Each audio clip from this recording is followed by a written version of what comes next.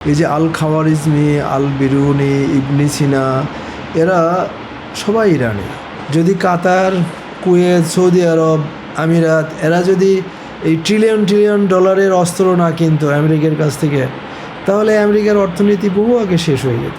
এই যে কিছু মৌলবি আছে, এখন ইরানে যে ইরাক যুদ্ধ হচ্ছে, ইরানের সাথে যে আমেরিকা ইসরায়েলের যুদ্ধ হচ্ছে, এরা দেখবেন ফতোয়া মারতেছে ইরানেরা কাফের, মুসলিম না, এটা ওটা। ইরান ২৫০০ বছরের একটা সভ্যতা, এবং মধ্যপ্রাচ্যের মধ্যে ইরান হলো একটা সভ্য জাতি।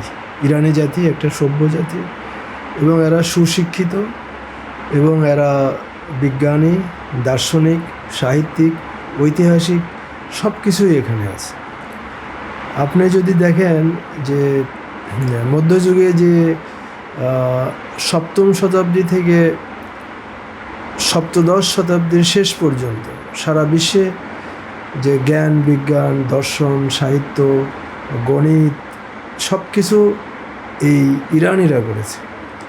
এই যে মুসলিম সভ্যতা, এই মুসলিম সভ্যতাটা যদিও আব্বাসীয় আমলে খলিফা মামুনের সময় যে সেখানে একটা বাইতুল হিকমা করা হয়, কিন্তু সেই বাইতুল হিকমা কাজ ছিল বিভিন্ন এই সোর্স থেকে, বিশেষ করে গ্রিক দর্শন, বিজ্ঞান, অঙ্কশাস্ত্র এগুলো আরবিতে অনুবাদ করা, এবং আরও অন্যান্য দেশের যেগুলো প্রসিদ্ধ গ্রন্থ সেগুলো তারা অনুবাদ করেছিল।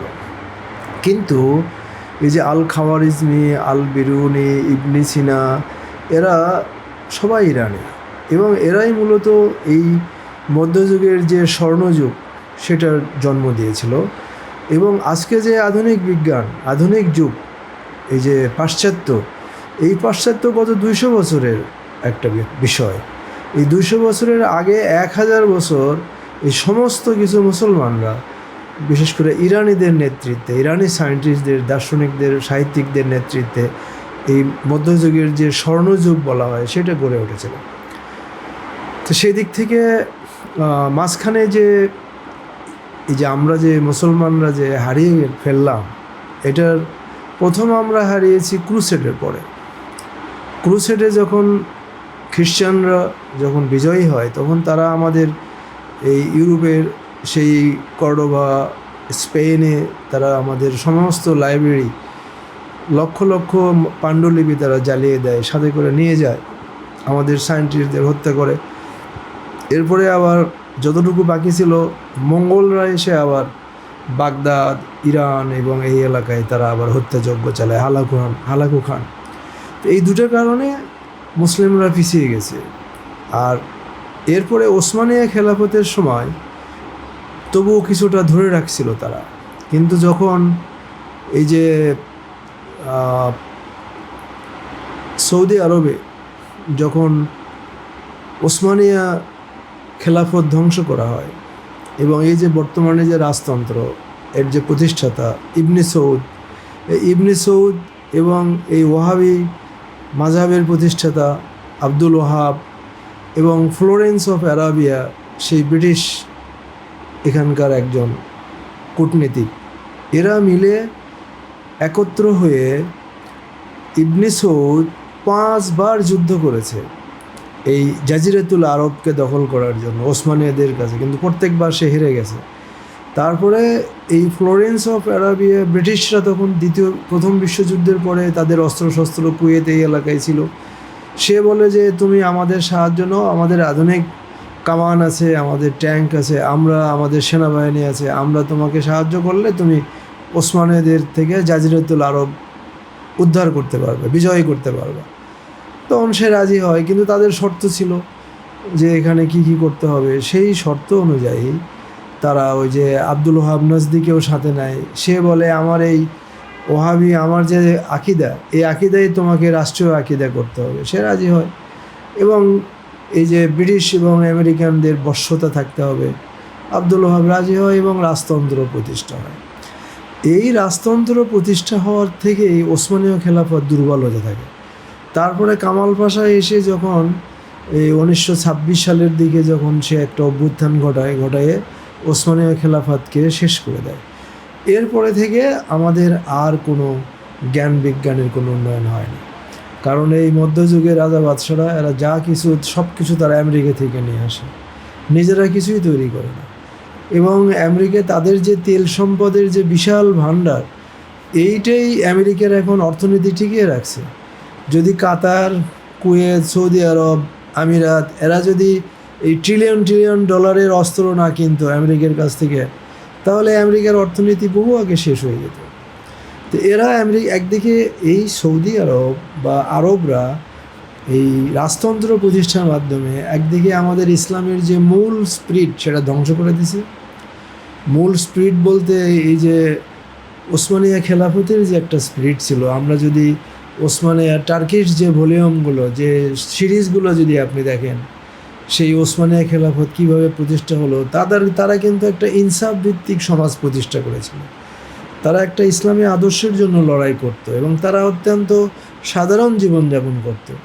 সেখান থেকে বর্তমান সৌদি এই যে আমিররা, শেখরা, এদের তো আমার মনে হয় কারোই $10 বিলিয়ন কম সম্পদ নাই। এবং 10 বিলিয়ন থেকে 50-100 বিলিয়ন ডলারের এরা সম্পদের অধিকারী। কিন্তু এই সম্পদগুলো তো জনগণের সম্পদ। যদি এখানে আজকে খেলাফত ব্যবস্থা থাকতো, ইভেন যদি তুর্কি সাম্রাজ্যের অধীনেও যদি থাকতো, তাহলে এখানে কেউ ওই 50 বিলিয়ন কেন, $1 কোটি কেউ মালিক হওয়া সম্ভব ছিল না। তো এই যে ইসলামী হুকুমত ব্যবস্থা, ইসলামী শাসন ব্যবস্থাটা ধ্বংস করে দিয়েছে। আর যেহেতু সৌদি আরব ইসলামী দেশ, এখানে সবাই হজ করতে যায়, নবী করিম সাল্লাল্লাহু আলাইহি ওয়াসাল্লামের এখানে মাজার শরীফ আছে, এই যে কাবা শরীফ, মানে 2টা এখানে পবিত্র জায়গা এখানে। এই জন্যে মুসলমানদের দুর্বলতা আছে। এখন মুসলমানরা এখানে যায় আসে, এই রাজতন্ত্রের বিরুদ্ধে আমাদের মুসলিমরা কেউ কোনো কথা বলছে না। আমাদের দেশে, বাংলাদেশে যদি দেখেন, এখানে আপনি পাবেন এই যে কিছু মৌলবী আছে। এখন ইরানে যে ইরাক যুদ্ধ হচ্ছে, ইরানের সাথে যে আমেরিকা ইসরায়েলের যুদ্ধ হচ্ছে, এরা দেখবেন ফতোয়া মারতেছে ইরানেরা কাফের, মুসলিম না, এটা ওটা, মানে এগুলো দিয়ে আমাদের মুসলমানদেরকে ভিন্ন দিকে নিয়ে যাওয়ার চেষ্টা করতেছে। এটাও এক ধরনের শয়তানি। তো এইখানে এখন আমাদের এরা এই যে বেদাত করতেছে, এই মিলাদ করা যাবে না, কিয়াম করা যাবে না, কিন্তু একটা জাহেলিয়াত যে বসে আছে, ওসমানিয়া খেলাফত ধ্বংস করে যে রাজতন্ত্র বসছে, এবং এই রাজতন্ত্র যে ইসলামে হারাম। মুয়াবিয়া এবং হযরত আলীর সাথে দ্বন্দ্ব ছিল, তো মুয়াবিয়া সঠিক না আলী সঠিক, তারপরে হযরত আলীকে মেরে ফেলছে।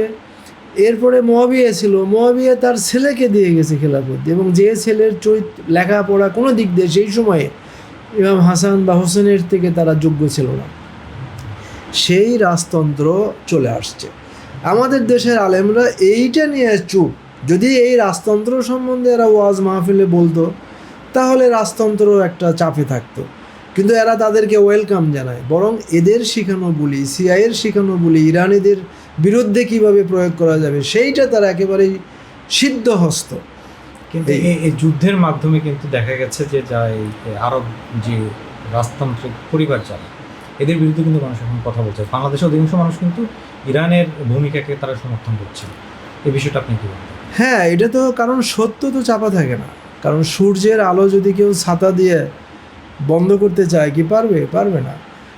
তো সত্যই। আপনি একটা জিনিস দেখেন, এই যে আব্বাসি সাহেবরা, এরা কি বলে যে একজন শিয়া, যদি ওই যে ইমাম রাহবার আলী খামেনেই মারা যাওয়ার পরেই তারা এই কথাটা বলছে, আরও কয়েকজন, যে এরা মুসলিম না।